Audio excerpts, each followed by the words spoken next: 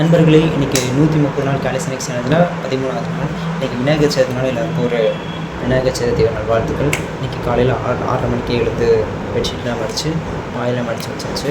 இன்றைக்கி ரொம்ப நாளுக்கு அப்புறம் விடுமுறை நாள்னால உட்காந்து ரொம்ப நேரம் ஃபோன் தேய்ச்சிட்டே இருந்துட்டேன்.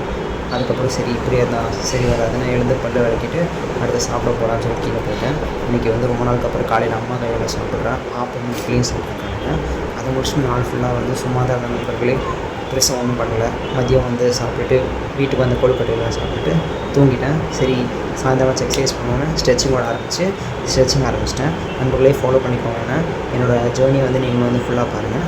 இன்றைக்கி எக்ஸசைஸ் பிரிட்ஜஸ்க்கும் பாடி ட்விஸ்ட்டும் கொடுத்துருந்தாங்க. பிரிட்ஜஸ் பண்ணுறப்போ உங்கள் இடுப்பு ரொம்ப கீழே போகாமல் பாடி ஸ்ட்ரைட் லைன் இருக்க மாதிரி பார்த்துக்கோங்க. அப்போ தான் எஃபெக்ட் ஜாஸ்தியாக இருக்கும். இந்த ட்விஸ்ட் எக்ஸசைஸ் பண்ணுறப்போ கண்டினியூஸாக ப்ரீத் பண்ணிகிட்டே இருங்க. எக்ஸசைஸ் பண்ணுறப்போ ஃபுல்லாகவே. அதுக்கப்புறம் இதை நீங்கள் பண்ணுறப்போ உங்கள் பாடியோட சைடில் ஒரு சின்ன ஸ்ட்ரெச் ஃபீல் ஆகிற மாதிரி இருக்கும். அதை முடிச்சுட்டு அதேமாதிரி ஆப்போசிட் சைட்லேயும் பண்ணிடுங்க. இதை முடிச்சு எக்ஸசைஸை லாக் பண்ணிவிட்டேன். வீடியோவில் பார்ப்பீங்க எவ்வளோ எக்ஸசைஸ் கவுண்ட் பண்ணியிருக்கேன். இதை முடிச்சு நீங்கள் ஸ்ட்ரென்த் ட்ரைனிங் டைம் முடிஞ்சிருச்சு. அதுக்கப்புறமா கார்டியோக்காக ஸ்கிப்பிங் பண்ணேன். வழக்கம் போல் 200 reps பண்ணி கார்டியோ செஷனையும் முடிச்சிட்டேன் நண்பர்களே. இன்றைக்கி அவ்வளோதான். கன்சிஸ்டண்ட்டாக இருக்கேன்.